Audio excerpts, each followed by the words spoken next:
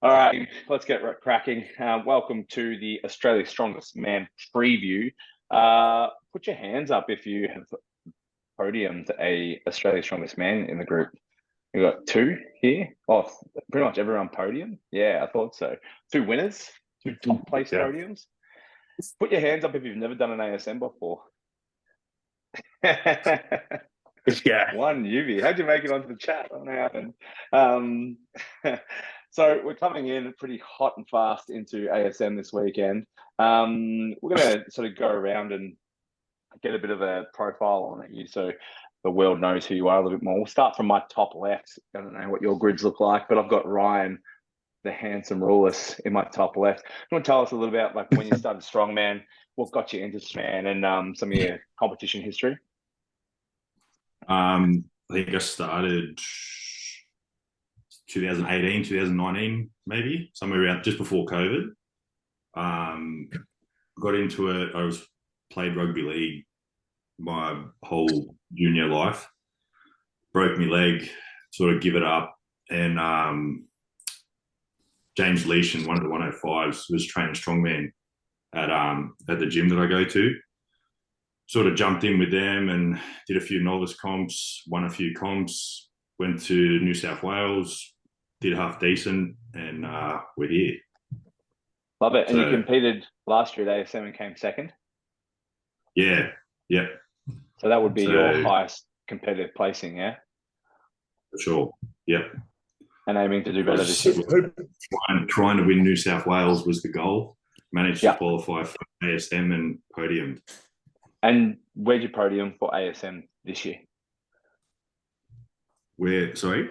Where did you podium? Where'd you qualify for ASM this year? Had to travel to Canberra this year. I couldn't do the Sydney show because I was renovating my house still.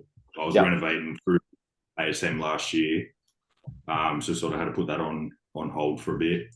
So finished that. Probably should have done the Sydney show, but did it the hard way. It would have been fun to see your Mac throw down straight after ASM too. Well, Geordie would have been better. Yeah, it would have been a good comp. Geordie, hit us up. Yep. I discovered strongman at Fed Square 2019, watching yourself, Tom, and Coco. Googled your name or Instagrammed your name and found that you trained in Strong Geelong. Got down to the gym and got into it. 100%. And it didn't take you long to rise to the top. So that's 2019. You found out about strongman, and then 2022, I believe you won Australia's Strongest Man for the first time. Yes. So I moved to Geelong in 2020. Started training, I think, January 2020. Yeah. And then won AM in 2022. Yeah. Yep. Yeah, huge. But it's not like that you weren't used professional sport, right? So you have a background in professional sport and even at a world level, correct? Yeah, in baseball. Yeah. So obviously underpinning like the strong stuff, a good level of athletic background behind you. How did you find the transition from like doing baseball stuff? Were you training in the gym before you started the strongman stuff? Like what did training look like? Considering that it was such a quick escalation to the highest level, what was happening before that? Yeah, I've always been strong. So I've always sort of been the strongest out of my groups, like of my mates and whatnot, or the teams that I was playing in. But training in the gym was just like, sledgehammer on a tire, chin ups, pull ups, some squats, but all the basic stuff. But I found it transitioned really well. I was able to move with farmers and stuff pretty quick from the get go, and now it's just about building that static strength. BJ, where'd you come from? Tell us a bit about your story, when you started strongman, the whole deal. I started strongman back in 2017. I saw yourself and my coach at the time, Jake Watson at Arnold's, and I'm like, this is cool. This is better than powerlifting. So went back to the gym, started it, and rest was history. Yep. And so this is your first ASM. Where'd you qualify for this competition to be at ASM? Here at SA, yeah. And so this is your first ASM because you'd missed out on qualifying a couple times despite sort of being on the radar. Pretty excited for your first ASM. Yeah, I am. I'm nervous, but excited. Yeah. Yeah. Do you feel like there's big expectations after Beast of Burden? And because you are statically a very, very strong individual, how do you feel going into ASM to sort of stamp your mark on amongst these guys who have all been on the podium at the competition? Yeah, I try not to think about it because otherwise it gets in my head. I just go and perform and do what I can, and it's what it is. Love it. Big Mac. Me.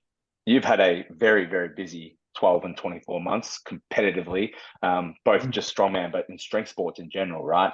Tell us a bit about your strength sport journey and strongman journey, how you got into it, what the last 12 months has looked like. Give us a rundown. Yeah, similar to these boys, I started coming off the back end of, I suppose, my schooling days when I was, mostly always involved in team sports and swimming and these kinds of things.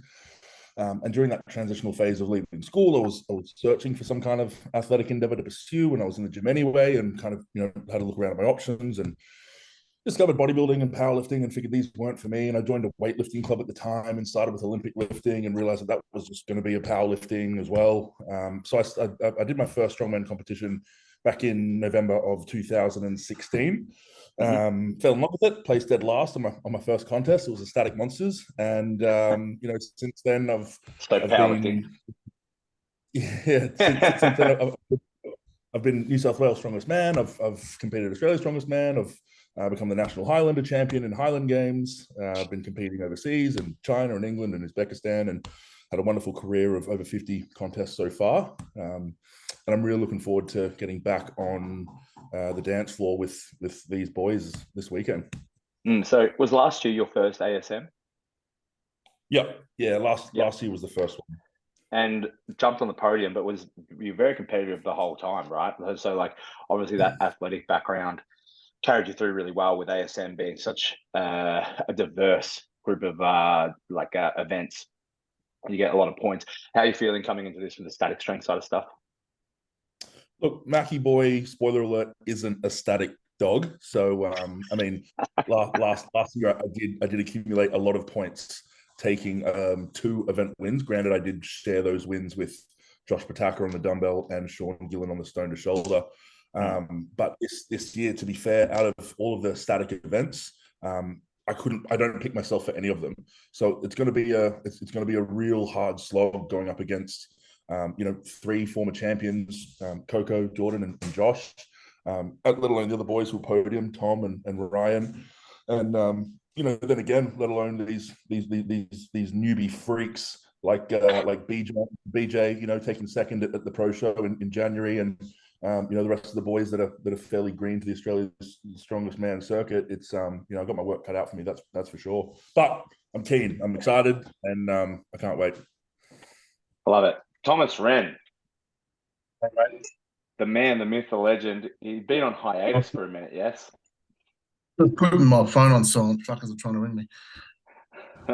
How are you feeling coming out of? So it's been a couple of years since we've seen you at this level of competition, and you're a bit of a dark horse because you post a bit, but you don't really post too much training stuff at the top end. I see some pictures. I see some really random stuff that has nothing to do with the event. So you kind of play it close to the chest. How you feel coming into this event? I just don't want to get hurt.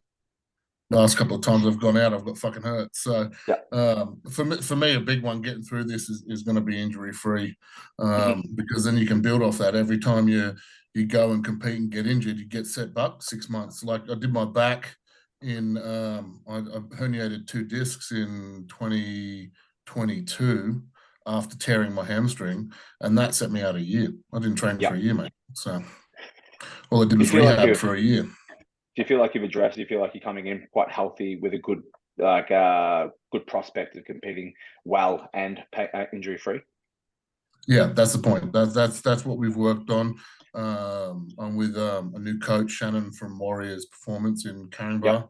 Shannon's very clever. A lot of you guys would know him. So and he's helped me through my rehab for the last year and a bit. So because I needed someone to work with face to face. So And we just worked on moving and flexibility and just being able to get through healthy. So Shannon's a good one as well, because he's got such a vast experience across different modalities and different sports and stuff like that as well. I think he's got a lot of like good arrows in his quiver to throw at something or a problem like that too. He's a very clever fella. His knowledge base is just insane. So. Yeah, it is. Yeah, I totally agree. Shout out to Shannon at Warrior Performance, because that's a long-standing strength gym in the Australian scene.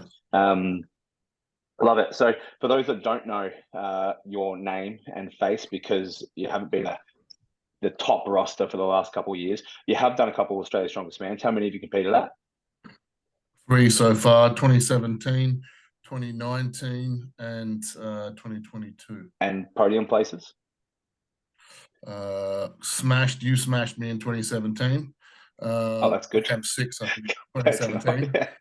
That was my first one though. So I started competing in 2017. Started training in 2017. Went to New South Wales, qualified for ASA, won ASA. Unfortunately, Melon Talone got fucking. He got hurt, so he was winning that by miles, and he got hurt. So I just fell over the line on that one. Then 2017 turned up against you guys. 2018 got hurt right before, 4 weeks out, got hurt. Then 2019 got second. Then there was COVID. Then got injured in 2022. Quite the run. So well, it's just no, don't run. That's the thing. Don't run. Yeah. But we probably addressed that now. I can run much better now. So hamstring won't tear. So Thomas Wren, main goals, not to get injured and get set back for 12 months. Just don't get injured. Just get over the finish line. Big Puppy. No uncommon name. Everything, your household name in strongman in Australia. World's Strongest Man competitor. France's Strongest Man. Previous Australia's Strongest Man. How are you feeling for the competition? Give us a rundown of. Can you put that arm away? I can't see your face. Can you put your head in the I'm using my phone, so I can't zoom in with the phone. Yeah, no worries. Everything is good. I'm very excited to be back doing ASM, and obviously compete with the new blood and the old bloods. I feel like we're getting old as well, so it's gonna be good to be toes to toes with the young guys. Was the was the big draw card to compete again the max log, throwing down that, putting something up special for everybody? Well, we'll try, but obviously there'll be a push press versus push jerk next week. Thought you were getting by Sonny Webster. I thought you were going to split jerk. The clash of the technique. So yeah, no, it's gonna be fun. I'm excited to play with all the guys and catch up with the guys. It's always a good time among all of you, having fun and a bit of banter and everything. And it's good to see the new generation coming up. 100%. And for those that, I'm sure most will, but for those who don't know Coco or him from back in the day, he did start as a 105 and has been one of those very few successful 105s that's come up into the heavyweights and really stamped his name into the opens, including WSM as well and an ASM title. How many Australia's Strongest Mans have you done now, Coco? 3 actually. 2017, 2018, 2019. Yep, and this will be and obviously 2022 was clashing with WSM, so I had to pull out. Yes. And the same for 2023 as well. I had to pull out as well because it was clashing with WSM. Yeah, so excited to be back in the ring. Yeah, I'm excited. And thank you for joining us, Australia's Sleepiest Man, Josh Patacca, 2023's Australia's Strongest Man. Give us a rundown of your training history, your strongman history, what got you in the sport, etc. So I began strength sports and powerlifting in 2014. I started off, I think my first competition was just like a little local comp, and I broke a couple national records. This is fun. Oh, we've lost you there, Josh. Do you have your finger over the microphone, or? Can you hear me? Yeah, I can hear you.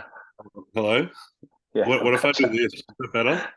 You'll find out. I just feel like you put your thumb on the microphone or something dumb. You know, Nah, it's Australia's the sleepiest laptop, mate. man. I'm not. I'm a strong man, not a smart man. I don't know about this technology. Do you have me now? Can you hear me? Yeah, I can hear you, bro. Can you hear me? Yeah, gotcha.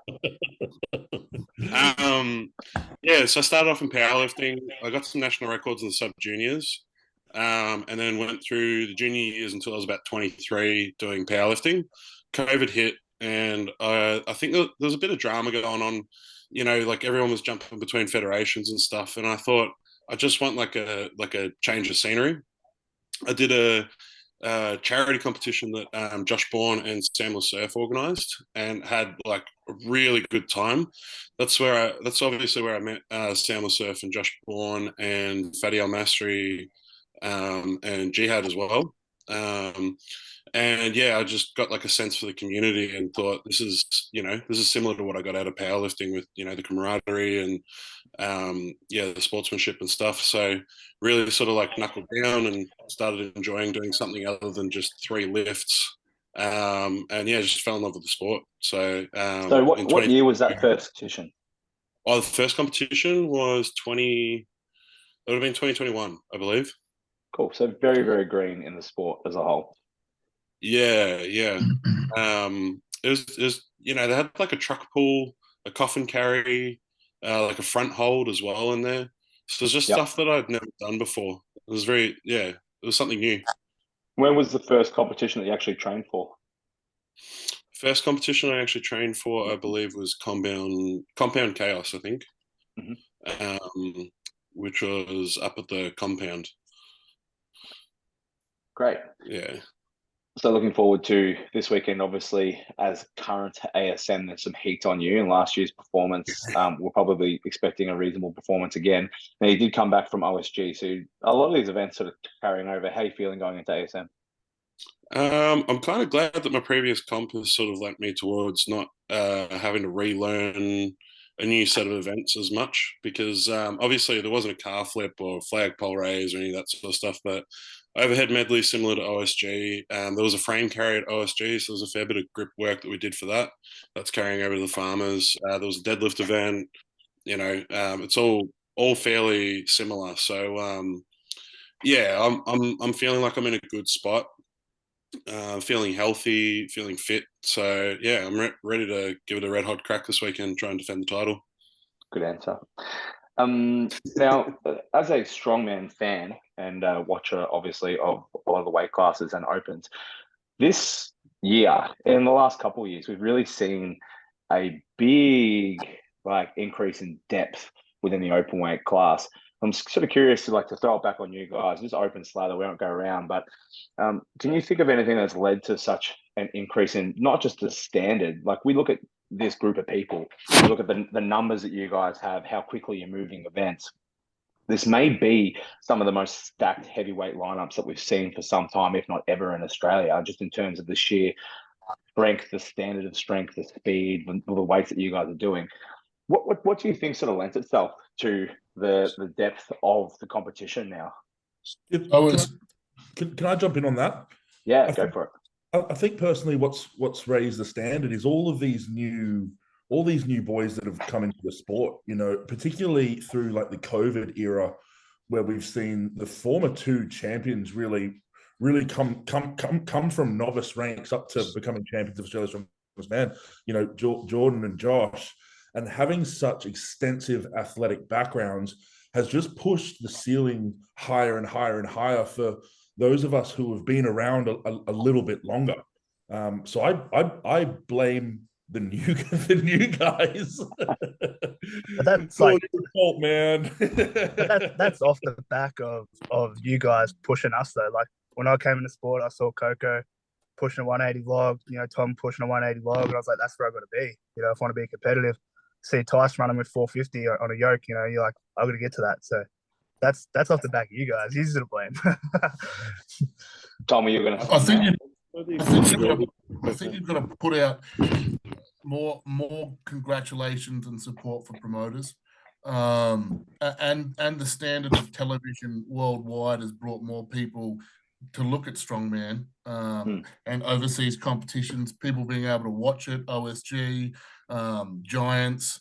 But then the standard of promotion in Australia over the last 5 years, since 2019 has gone up by shitloads. The promoters are really actually getting better at it. Live streaming's better, so everyone can see it. Like, it's gone from a phone on Facebook doing a Facebook Live to proper live streaming, so you can actually get people seeing what's happening and getting interested in the sport. So it's promoters getting us out. It doesn't matter about people lifting. Yeah, there's always been people lift heavy shit, but you're getting support from people, and they're trying to push it. One, they're trying to make money and do better, but they want the sport to get out there. Yeah, I mean, at one point you'd have to fight to find it and watch what happened or find the results and stuff like that. Where now, if you're competing, you can tell your friends and family just to download the KAYO app and jump in and watch the live stream and watch the live scoreboards and stuff like that, which is a huge change. I also think that like a big part of that is like exactly what you're saying. And this comes back to like the ownership on all of you guys as well, but like internationally and nationally, athletes creating profiles for the sport. So people come to the sport not because of the sport, but they're watching people like the Stoltmans, they're watching like a Coco and whoever else who's putting out and creating a profile and creating a brand around their own person as an athlete, which gets people involved in the sport, because often people aren't watching the sport necessarily, but the people they follow and the people that they look up to as well. So I think it's definitely twofold, like the athletes getting themselves out there and doing better promo, and then also the promoters just, I mean, if you go back 5 years, you're exactly right, Tom. You look at the competitions and this, like what we're rolling with and the organization and stuff to now, what happens when a comp rolls out, it's a completely different ball game. Yeah. Any other thoughts in terms of just the depth? Like, I mean, obviously that means, like it's, yes, promotions from both ends, but the strength standard is unbelievable. I think also, if you don't mind saying, the mentality has changed in the sport. We're more into pushing people rather than putting them down. There's less, like negativity among other people, and we're more supportive among each other as well, and that plays a big part if you want to grow sport. We're having the same vision now. We all want to compete overseas. People want to have opportunities overseas. So I'm happy to push other people, and same Tyson. We're pushing people to compete overseas. We are helping them, achieve the goals. So it's more the community has changed in the past 10 years. Because, we've been in the sport for over 10 years now. So we've seen changes. We've seen people coming in and coming out. And now most of us are very positive in the sport. We push each other. And that helps a lot for sport to grow. We all have the same goal. Is to put Australia on the map, especially in WSM. And having new athletes coming out and representing Australia and stuff. Yeah, and I think that just helps build itself up as well in terms of, you're right, working in sport for 10 years, the landscape's changed. We see promoters come and go, we see people come and go, but the longer you do something, the more you see people come and go, the more people come stay, because if they're going to stay, if they're going to fit and they're going to be the right fit to stay, they're going to have to be at that level now as well. So I think that promotes like people staying in the sport and staying in the sport to kind of push. And I think you're right in terms of people seeing the pathways and seeing that there's further opportunities. You look at like Mac going back to Dan and Jordan. They're not just seeing that like ASM is the only thing. There's like, you guys have been a path to show people like you can go overseas, you can compete around the world. There's opportunity that if you knuckle down and you get strong and you create a profile, that there's enormous opportunities at all levels, not just the world's strongest man. Like Mac, you've been overseas a whole bunch to great comps, and so's Jordan. In Iran and stuff like that, where fights are getting paid for, there's great pride. And it's not WSM, but they're great opportunities for heavyweight guys with great charisma and a great profile. How are we all feeling? Cool. All right, sweet. How are we all feeling for the events? What do we think about the events? Do we like the events? You should have, I imagine that some of you have watched the weight series and lightweight series to get a gauge on some of these events and how they're done. Is there anything that sticks out as problematic or has concerns, or is there anything that you really like from watching the middleweight series and those events? Car flip. We've never done that before in any of the events. And it's probably going to be quite different than trying to flip a tire. You know, like I've never seen it done in this country.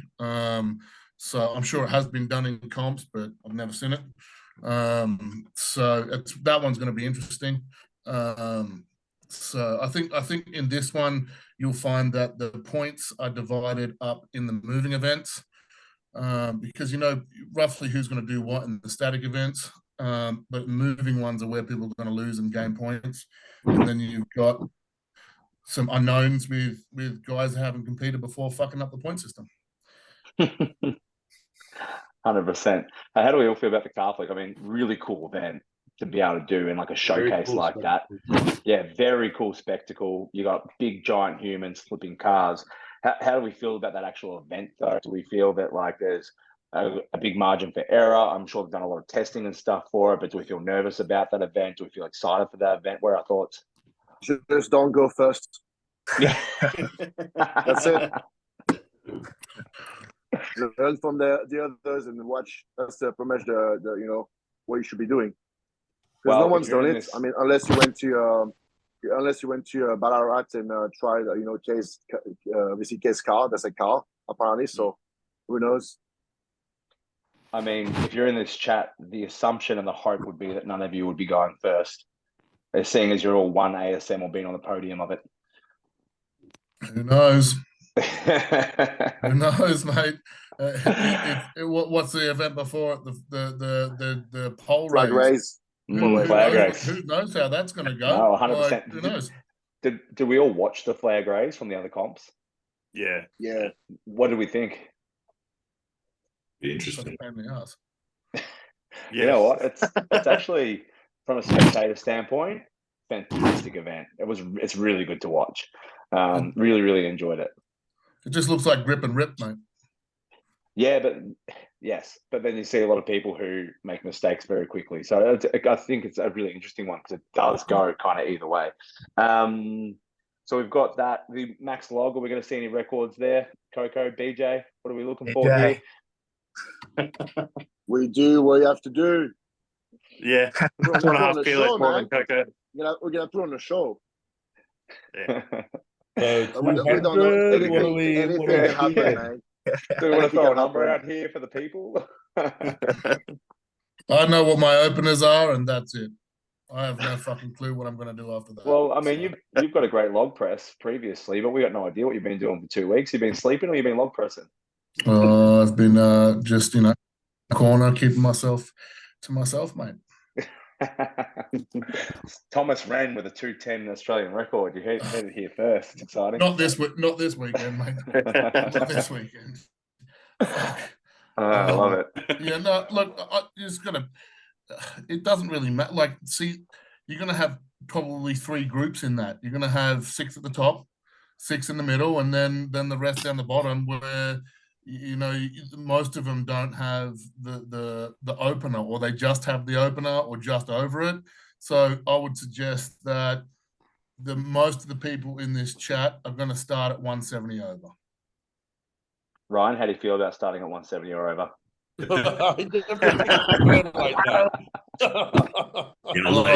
I'll let you fight that one out. I'll catch us on the race. Alone, man. I'll catch us on the race after. See that's it. So you're going to have a few at the top that are going to stay up there with the openers are 170 plus, and then we've got to move into 2 fucking speed events where your overhead doesn't help you in anything when it comes to those events. So in fact, it's probably a negative for those events. So you got a good overhead. You're probably not as fast as shit at the deadlift and the farmers. So yeah, it's gonna be interesting. I mean, we've got what was that?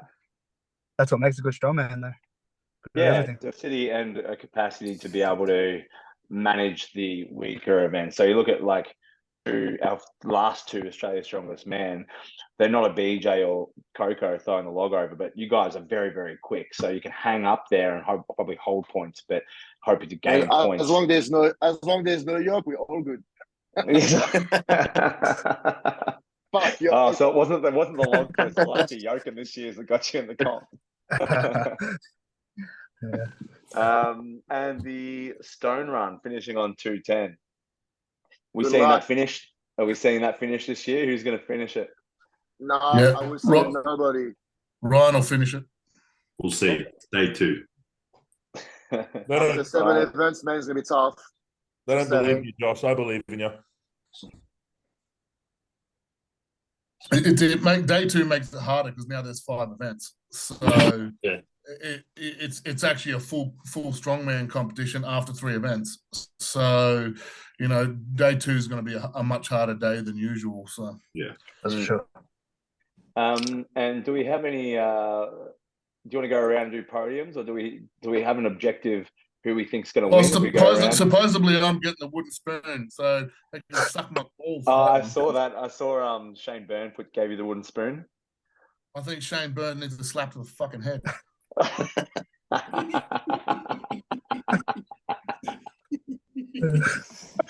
going to clip that out and send that to him. Yeah, I like that. Shane Byrne is a New South Wales guy. Well, I think he should stick to fucking Lucky Charms, mate. So yeah, there's probably others that I'd pick for the spoon, but look, if you've been hung out in your gym, who are they, Tyson? in the dark, wooden spoon. Yeah. Who are they? This is, you know what? Even predictions, I always like when we put up predictions or we do the predictions, we always get offended person, right? There's always the offended person, right? My wooden spoon, to know, like, just credit, very, very strong lifter, Spawn's first ASM. I just don't think he's going to be able to move as quick, and his static strength's good, but probably not good enough to hang up with there to mitigate points. So I think that he'd probably be my wooden spoon. But it's a big step up for him to be at an ASM. Do you know what I mean? So he's a great strongman. He's a great static lifter.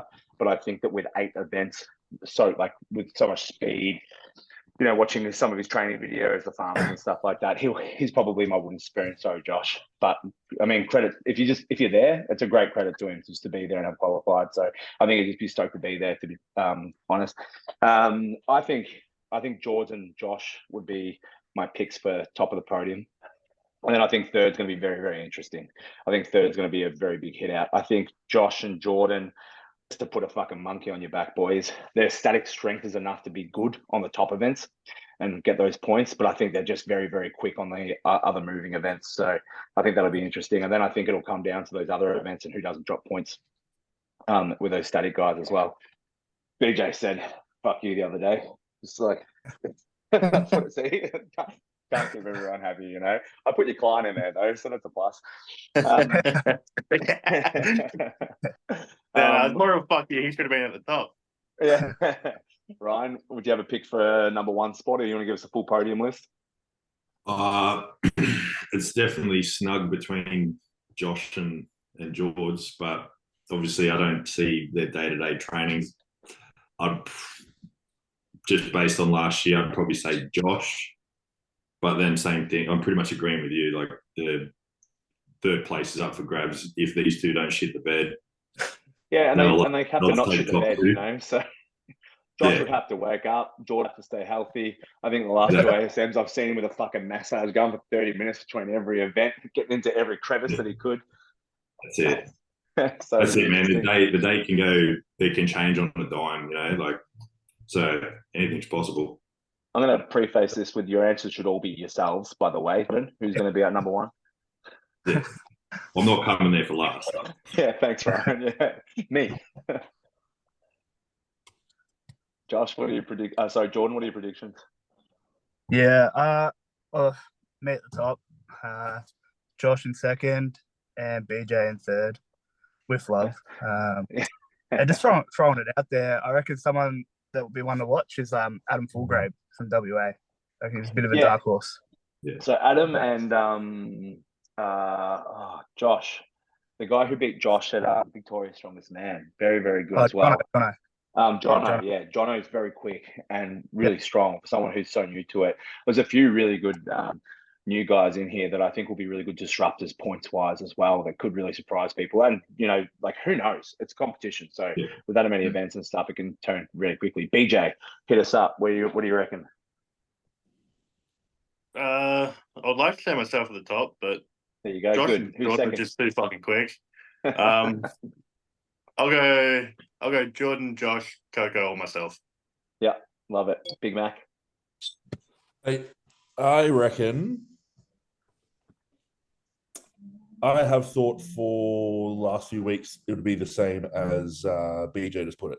I think first and second is going to be hard to split between Josh and George, and pending the events on day 2, we'll see some boys coming out of the mid pack and even out of the bottom pack coming up and stealing points off top pack boys. So I totally agree. That's going to cause a bit of a wedge in the overall standings.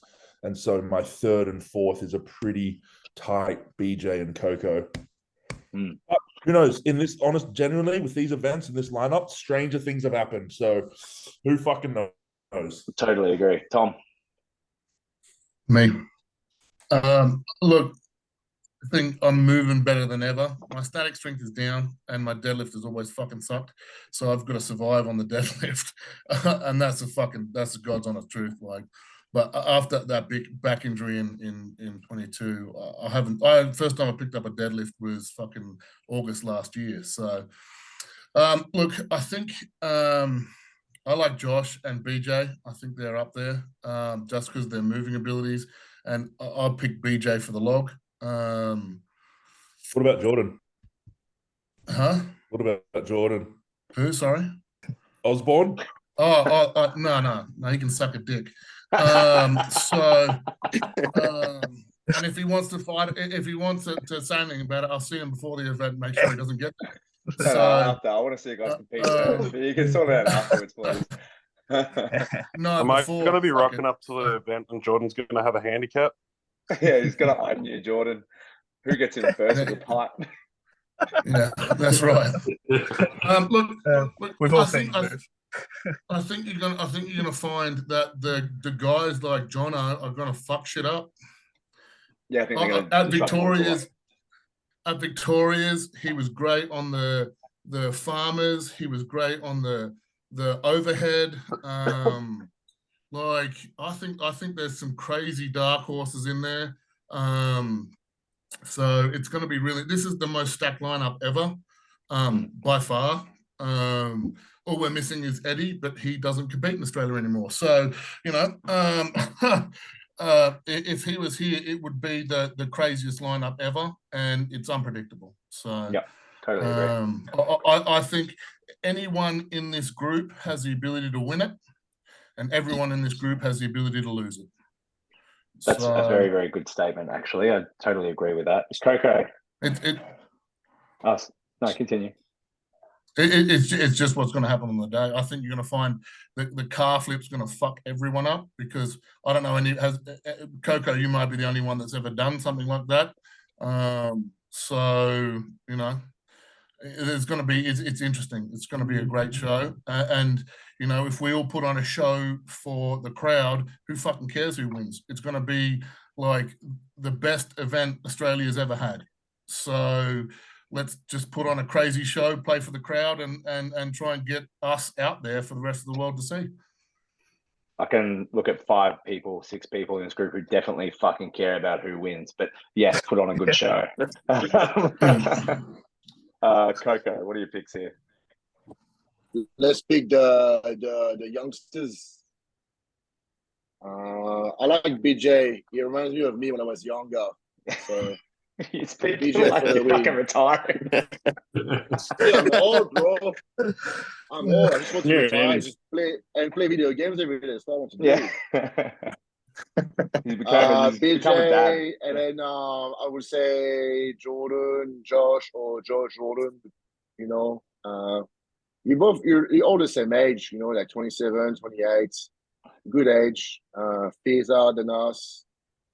Like a bit of experience, but this is what it is. You can like gain lots of experience for the years anyway. So, but like Thomas said before, yeah, everyone can win it, or anyone can lose the comp. So, just be careful though. We never know. You know, it could be someone that we don't know that will win the comp. We never know. Some of us can some of us can get injured, especially after 8 events. Especially like like those car flip and flag race, and even the Zerche, especially if Zerche carry up before stuns, your forearm's gonna get fucked. So yeah, so we don't. It's very hard to decide the winner, but I would pick those 3 guys. Yeah, I think that seems to be. We're gonna fight. We're gonna fight to the end, to make to the podium anyway. And Yeah, so yeah. If Tom and Jordan need a them. tiebreaker, I could think of a couple of things we could throw out there. Still easy. Still easy. Yeah, 400 meters down. 100-meter dash. No. What do you reckon? No. Just hand-to-hand combat so I can fucking kill him in front of everyone. Still too easy. Still too easy. I've been waiting for this so bad. I was like, fuck yeah, let's go. Joshy Patacca, fire away for me. Oh, Jesus, Josh, sort your shit out over there. Yeah, sorry, mate. Jumping between devices. Yeah. All right. Top 3.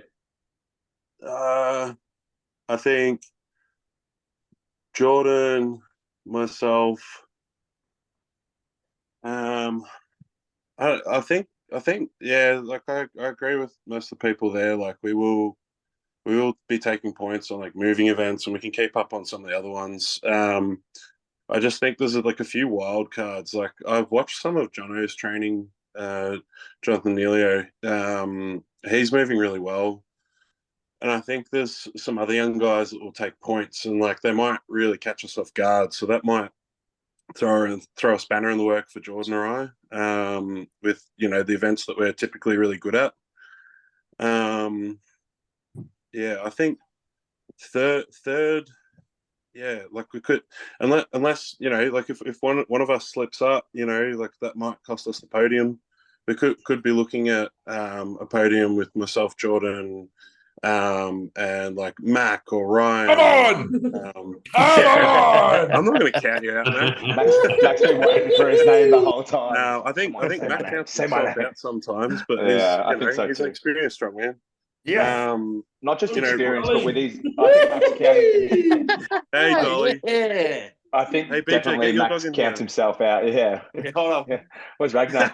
I think Mac counts himself, but with these events like the flag race, the shunt, the medley, the Zercher carry, I think like Mac should definitely be on the radar here, because I think that like farmers race, flag race, the shunt, the overhead medley, and the Zercher carry, there's 5 ripping events for him.